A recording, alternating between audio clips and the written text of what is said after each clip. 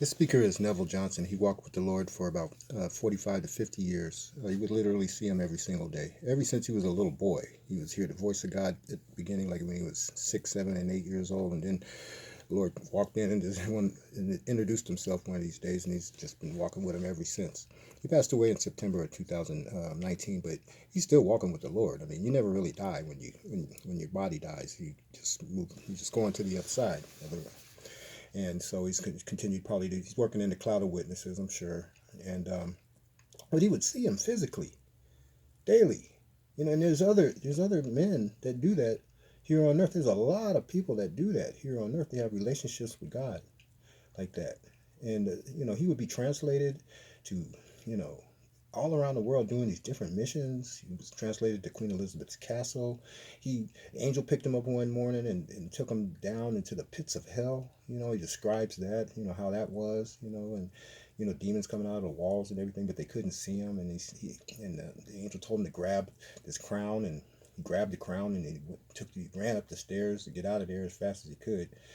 Then he was in heaven before the Lord, and it was King Solomon's crown. The crown of wisdom. And the Lord told him, he said he's going to distribute that. It's a mantle. He's going to distribute it across the world in the end times, the last days. Well, the end times have been going on for a while, but these are the last days of this age here that we're living in, and we're the final generation. And he describes it, and he gives thousands of different experience that he has, visions, and I mean he sees angels and, oh my goodness, the cherubim, the seraphim. He's been to the outer court, the inner court, the high court, the uppermost court, been to the most high God. Met Paul. He's got Enoch scroll in his chest. Enoch scroll. An angel stuck it in his chest one day. So met Job, and on and on and on. So if you're going to learn from someone who has actually been there. That's what I say. And him and Sadhu, Selvaraj, and his son Mark Johnson, and Stephen Francis, they all have these experiences with the Lord on a daily basis, almost on an everyday basis. They have visions and incredible stories that they tell, experiences that they have. And there's lots of people like that. And so subscribe to the channel, please. If you're going to do that now before you forget. And give a thumbs up so people around the world can get this vital information. And we're the remnant. We're the last days, sons and daughters of God. Chosen, the elect. Going to be doing some astounding things. And Neville's going to share how we could get through that with trust and belief. And so we're not so stunned and not so shocked at the things that are happening and the things that are going to happen. Because there's going to be some shocking things happen. And you don't have to be stunned or shocked. You could be aware of what's going to be happening. And so, visit the playlist on this channel. This is an End Times channel. The playlists are full of information that'll get you up to speed, And there are also some down in the description area also too. Enjoy the message. Subscribe. To the word for the week. We're going to be talking about the return of the Ark of the Covenant today. We've talked a little bit about that in the past, but we need to take it a little further and understand it a little better. So we're going to talk about returning of the Ark of the Covenant. In 1 Kings chapter 8 and verse 1, we're told that Solomon assembled the elders of Israel and all the heads of the tribes and the chief of the fathers of the children of Israel unto King Solomon in Jerusalem, in order that they might bring up the Ark of the Covenant of the Lord out of the city of David, which is Zion. And so it says, that we're bringing back the Ark of the Covenant. And in verse 2 of 1 Kings 8, verse 2, and all the men of Israel assembled themselves unto King Solomon at the feast of the month Etham, which is the 7th month. Now the 7th month is when the Feast of Tabernacles occurs. And all the elders of Israel came, the priests took up the ark, and the priests brought the ark of the covenant of the Lord into its place, into the house, to the most holy place, even unto the wings of the cherubims. And so we have this They're bringing back the ark, putting it back in the temple. And they drew out the staves of the ends of it and put it into the holy place. And there they are unto this day. And so they brought it in. They removed the stakes. It was now permanent. This was Solomon's temple that built. And the priest brought the ark into the temple, withdrew the staves, and it was permanent. And, okay, so we've got this picture of these guys. They're in the temple. Then the holiest of all, they pull the staves out, and they get out of there as quick as they can. And it says in 1 Kings 8:10, and it came to pass when the priests were come out of the holy place, that the cloud filled the house of the Lord. Okay? And verse 11, so that the priests could not stand to minister, because the cloud of the glory of God had filled the house of the Lord. You see, this was in Solomon's temple, and it is a picture of the end time church. But the key to this whole thing was bringing back the ark into the temple of the Lord, into the church, bringing back the ark. And this was speaking about the end time church.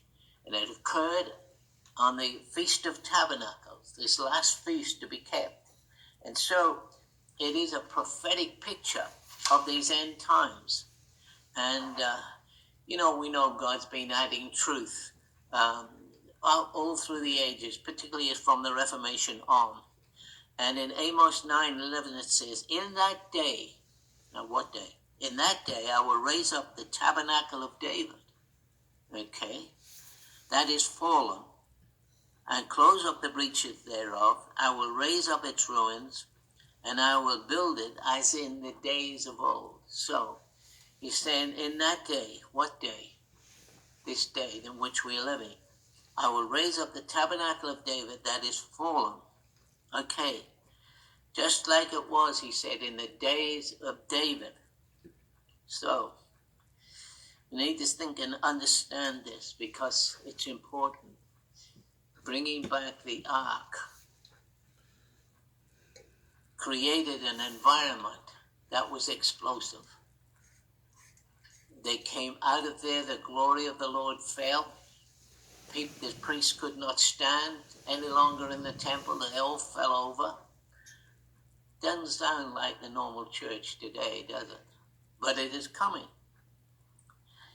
At the same time, we said before, at the same time, in the temple, now the ark is in the covenant and the tabernacle of David, it's on Mount Zion, but in the old church, they were still continuing with life as normal, going through all of the rituals, but the ark wasn't there, the presence wasn't there. So we need to understand this background. And see, the tabernacle of Moses wasn't far away at all. It was still functioning. But David had this on the mountain, and it was open. And so it's important to understand that these two positions are going to be miles apart very quickly. Two positions of the church. One has an open heaven.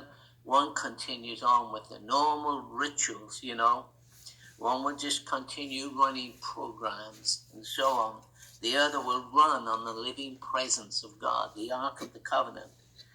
Now, what we need to look at, the Ark in the Old Testament was taken captive by the Philistines. And it was put in the temple of Dagon. Now, we talked a little about this a few weeks back. Now, let's look at the process, though.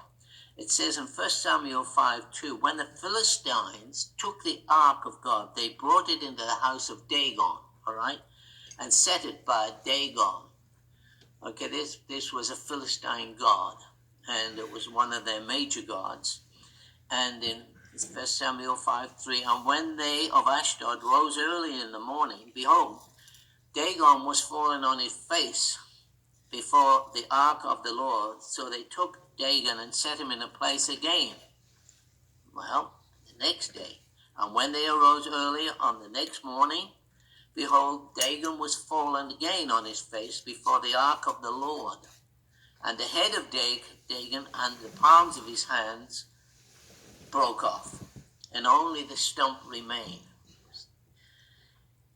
See, when the tabernacle of David, when truly the ark is brought back into the church and into our lives, the gods of this world are going to fall before the true church. Dagon just fell, broke off his hands, broke off his head. And when the tabernacle of David is established in the church and in our hearts, the true church, the gods of this world will bow before it. See Philippians chapter 2 verse 10, it says that at the name of Jesus, every name should bow. Things in heaven, things on earth, and things under the earth. Now, the appointment, when David became king, a new era was beginning in Israel and in the nation. So, David represented a man after God's own heart. It's important to understand that. And that's what God is looking for today. Men and women who have a heart like God's heart. And so, he decided that he was going to bring back. Meanwhile, the Philistines were having trouble with the ark. We've talked about that. And David, is watching this. He's got an eye on this. The Philistines were having trouble with the ark. They decided to send it back to Israel. They couldn't handle it. The manifest presence of God, they couldn't handle that. And when it arrived in Israel, the Israelites had a lot of trouble with it. The ark came to a place called Beth Shemesh.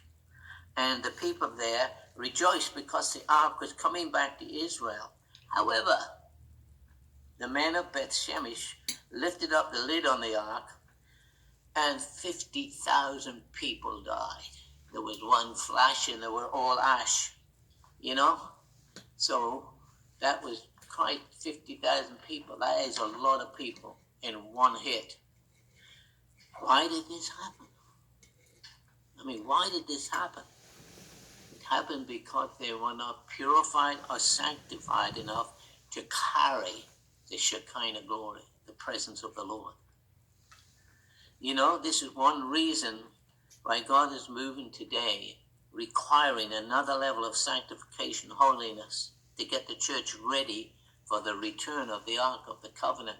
We don't want 50,000 people in the church dying when the manifest presence of God explodes. And in 1 Samuel 6:19, and he smote the men of Bethshemesh, and because they had looked into the ark of the Lord, even smote them, people, 50,000 people, 10. And the people lamented, he said, because they had smitten so many people. They just opened the lid. It sounds a bit like Indiana Jones. They just opened the lid. 50,000 people died. So the men in 1 Samuel 6:20, the men of Bethshemesh said, who's able to stand? Who can stand before this holy God? And who's going to go up for us?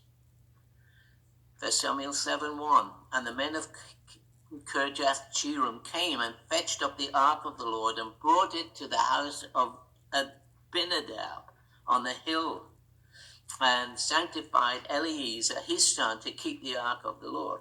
Now, they didn't know what to do with this, so they brought it to this poor guy called Abinadab and said, you can keep it in your house. 50,000 people have died just by looking at it. And he wants to put it in this guy's house. And sanctified his son Eleazar. And it came to pass that while the ark abode in Kirjath-jearim, that time was long. This guy had it in his house for 20 years. And all the house of Israel lamented after God. But it says God blessed this man's house. I bet he never went into that room for 20 years. But it was there. And God blessed his house. And, the church continued on with all of its rituals. But the Ark of the Covenant was in this guy's house. The question was, how were they going to bring back the Ark? And that's our question today. How are we going to bring back the manifest presence of God? It's coming, but are we ready for this? So David gets involved, and in First Chronicles 13 and verse 3 gives another account of it. David said, "And let us bring the ark of God back to us, for we inquired not about it in the days of Saul." So, 1 Corinthians 13:7, "And they carried the ark of God in a new cart." Bad move. They carried the ark of God in a new cart out of the house of Abinadab. It's been 20 years in this house. And as Uzzah and Ohio drove the cart. Bad move. They tried to bring back the ark on a man-made cart. That's really important. All the promotions of so-called revival meetings is not going to bring back the ark. It's not going to bring back the manifest presence of God.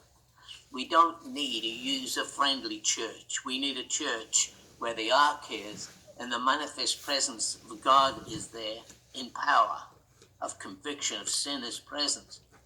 So, how do they bring it back? And David and all Israel played before God. We're in First Chronicles now, 13:8. It says, so bringing back, we've got to bring it back. And David and all Israel played before God with all their might, and with singing, and with harps, and with psalteries, and timbrels, and cymbals, and trumpets. It was quite a do. And they came to the threshing floor. A threshing floor of Chidon. And Uzzah put forth his hand to hold the ark, for the oxen stumbled, and instantly he dropped dead. Now you think, well, that's not fair, The word, it came to Chidon, and Chidon is the Hebrew word for destruction. And threshing floor, they came to a threshing floor. The threshing floor is designed to separate the true from the false, the wheat from the chaff. And when it came there, this guy got involved and died. So, how do they do this? So in 1 Chronicles 33, he said, let's bring back the ark of God to us, for we inquired not of it in the days of Saul. So they put it on a new cart and began to transport it until it came to the threshing floor. Man put his hand on it and died. I thought, okay, how does that work? David was now confused. He was angry, actually, about this whole situation. How do we do this? The ark, you see, represents Jesus and the holiest of all. To be able to enter there, the priest had to be thoroughly sanctified. Now, as we enter this new season in God requires us to make a whole new level of consecration and sanctification to the Lord, because that's Shekinah glory. It's going to come to the church, and we need to be ready for it.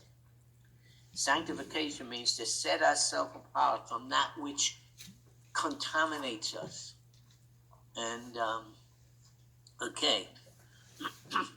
Now let's look at the account of this in 2 Samuel chapter 6, because it occurs, the record of this in different parts of the Bible. In 2 Samuel chapter 6 and verse 12, and it was told of King David, saying, the Lord has blessed the house of Obed-Edom. That's where this guy had it for 20 years. And all that pertained to him, because the ark of God was in his house. So David went and brought up the ark of God from the house of Obed-Edom into the city of David with gladness. Now, David's thinking, 50,000 people dead. Okay. The ark was wobbling on a man-made cart. The guy touched it. He's dead. How do we do this? And David's thinking about, how do we get this? How do we do it? 2 Samuel 6:13. And it was so when they bore the ark of the Lord, after it had gone 6 paces, he sacrificed offerings and fatlings. Okay, it's on his way. But note, every 6 paces they stopped and made a sacrifice of oxen. Now, you think about this.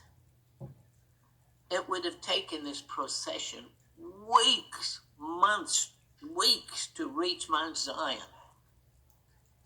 According to the Expositor's Bible Commentary, Volume 3, it said, it would have taken them weeks and weeks and months to get to Zion, because I had to stop on 6 paces, kill an oxen, prepare it, offer it as a sacrifice, and then go another 6 and do the same thing again. Every 6 paces, that's about 18 feet, roughly 18 feet. On a journey, he kills the sacrifice and offers it up. Would have taken weeks.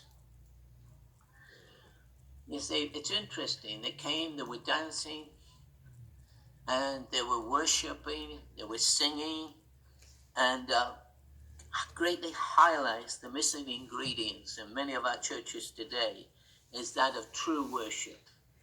Praise is not worship. Very few churches have really true worship.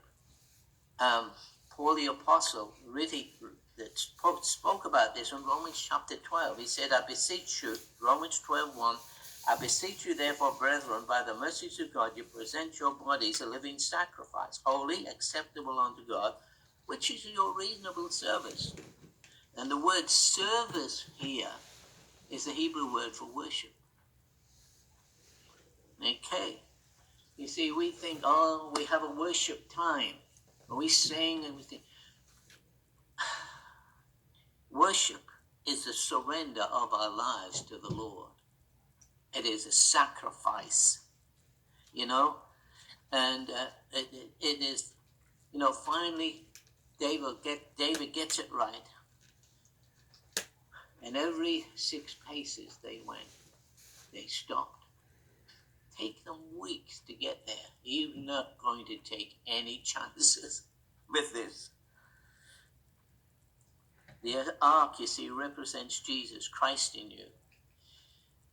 You have a holy place where the ark is, Christ in you. In 1 Corinthians 6:19 is certain. Don't you know that your body is the temple of the Holy Spirit? You see, the temple of David and the temple of Solomon that brought the ark into the temple, withdrew the staves, so it was now permanent. Now we are the temple of God, and the glory of God was manifest. What you know, that your body, it says, that you are the temple of the Holy Ghost, which is in you, which you have of God, and you are no longer your own. See, this kind of sacrifice, this kind of dedication, this is true worship. Your body no longer belongs to you, to us. It belongs to Jesus. It's the temple of the Lord. You are the temple. The holiest of all is in your spirit. So we see this process, that the final stage was to open up a new level of worship, sanctification, dedication. And that's where we are now. If we don't get this right, the glory of the Lord's coming anyway. And so it says in 1 Kings 8:2, and all the men of Israel assembled themselves unto the king Solomon, the feast of the month, 7th month, and the glory of the Lord came down. The Feast of Tabernacles. Finally, David did get it, onto Mount Zion. And it must have been a remarkable thing. It's in an open tent. The people can actually see it. This was a big no-no in the Old Testament. I mean, we're totally out of character with the whole of the Old Testament. The ark in the Old Testament was hidden in the holiest of all behind the veil. Now it's in the tent. Everyone can see it. The veil, you see, was removed. Now this is important. There is a veil that covers the ark within us. There's a veil that covers the ark within you. It's there in our spirit that there is a veil. And it is a thing, a soulish veil. The life, soulish life, mind, emotions, and our will. That veil which covers us, which has to be dealt with. In Isaiah 25 and verse 6, it says, in this mountain, he's talking about Mount Zion, shall the Lord of hosts make unto all people fat things, feasts of wines on the leaves, fat things of marrow, wines on the leaves, and well refined. And then he said this, I will destroy in this place, I will destroy in this mountain the face of the covering cast over all people, and the veil, listen to me, that spread over the nations. Whoa. Now in this place, when the Ark of the Covenant is manifest through us and within us, but you see, it's also a national thing. He said, I will destroy in this mountain the face of the covering cast over the people. But he also said the veil also that spread over the nations. So it's a national thing as well as a personal thing. The veil over nations are going to be removed. And this is important, and we must discern this when that happens and be ready to move into those nations. The veil will be removed for a period of time. And then he goes on to say, when this happens, Isaiah 25:8, he will swallow up death in victory, and the Lord will wipe away tears from the faces, and rebuke of all his people shall be taken away from off the earth. The Lord has spoken it. He said, this is what we have waited for, you see. Isaiah 25:9, and it shall be said in that day, lo, our God, we have waited for this. See, everybody's waiting for the next move of God. We're waiting for an outpouring of the Spirit. We were waiting for God to manifest himself in a new way. This is our God. We have waited for him. He will save us. This is the Lord. We have waited for him, and we're glad in him. In verse Isaiah 25:10, for in this mountain the hand of the Lord shall rest, Mount Zion. Now, listen to me. The veil is going to be removed over some nations. When that happens, it will be just for seasons. And when that happens, we need people to move in. You know, the veil was moved over Russia for a while, quite a lot of years ago. And you know who got in first? All of the cults. They got in before the church. The church came in after that. The Lord spoke to me many years ago when T.L. Osborne would die, that Cuba, the veil would be removed over Cuba, and the curse over Cuba would be removed, and the outpouring of the Spirit will come. Now, T.L. Osborne died a few years back. And right now, I'm telling you right now, over Cuba, the veil is starting to be removed. And it better be God's people who get in there first before the cults do. And there are many cults swept into Russia when there was that time and the wall came down and there was an open heaven for a period of time for the gospel to get in. But the cults got in, like Jehovah's Witnesses and all those kinds of cults got in there ahead of the church. We need to be discerning. He said, on this mountain, you see, the veil shall be removed. I will destroy in this mountain the face of the covering cast over the people, the veil that spread over the nations. We need to be very discerning about this. This is what we have waited for. And in this mountain, the hand of the Lord shall rest. This veil will be removed over nations for a season. Seasons. We must be very quick, ready to move. You know, Satan is often referred to as the god of this world, the prince of the power of the air. He is also called the covering cherub. Thou art the anointed, see Ezekiel 28:14, thou art the anointed cherub that covers. And he's talking about Lucifer, Satan, Thou art the anointed cherub that covereth. I have set you so, and thou wast upon the holy mountain of God, and hast walked up and down amongst the midst of the stones of fire. You were perfect in all of your ways from the day that you were created, till iniquity was found in you. We're talking about Lucifer. Thou art the anointed cherub that covers. Okay, there's a demonic covering, you see, over the earth, caused by ruling demonic angelic spirits.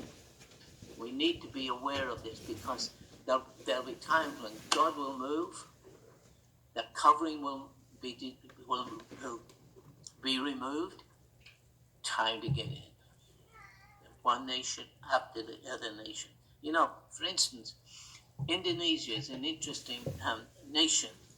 It's the largest Islamic nation in the world, and it's only 100 miles off our northern coast. Now, 260 million people, and it's the largest Islamic nation in the world. And the ruling fallen angel of that nation is called Garuda. That's the name of the fallen angel that rules over Indonesia. It's interesting, they call their airline, their national airline, Garuda Airlines. I wouldn't recommend that you fly with them, you know, but there'll come a time when it will break. We need to go in. You know, Argentina, the veil over Argentina in the 50s, into the early 60s, for a season of time broke, millions of people came to the Lord. That's how it works, the veil, the covering.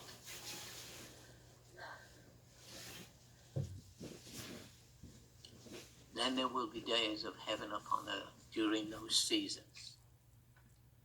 Okay, how do we move on into Zion? How do we move on to this place, David's tabernacle, Psalm 24, verse 3, who shall ascend this hill of the Lord, Mount Zion? Who shall stand in this holy place? You see, he that hath clean hands, a pure heart, who hath not lifted up his soul unto vanity, nor sworn deceitfully, he shall receive this blessing of the Lord, and righteousness from the God of his salvation. This is the generation, now listen, this is the generation that them that seek him, that seek your face, O Jacob. So there must be, we're right there, there must be a fresh sanctifying, you know, and this only you can do. It's time for a new level, consecration, sanctification to the Lord, you know, in order to be prepared for what is coming. And it's coming very quickly. And soon we will see starting to break out in various nations around the world. You'll see it. And the church better get in there first, the true church. But it'll break out. It's coming. And it will be a glorious time. And we are called. We are the generation of the tabernacle of David.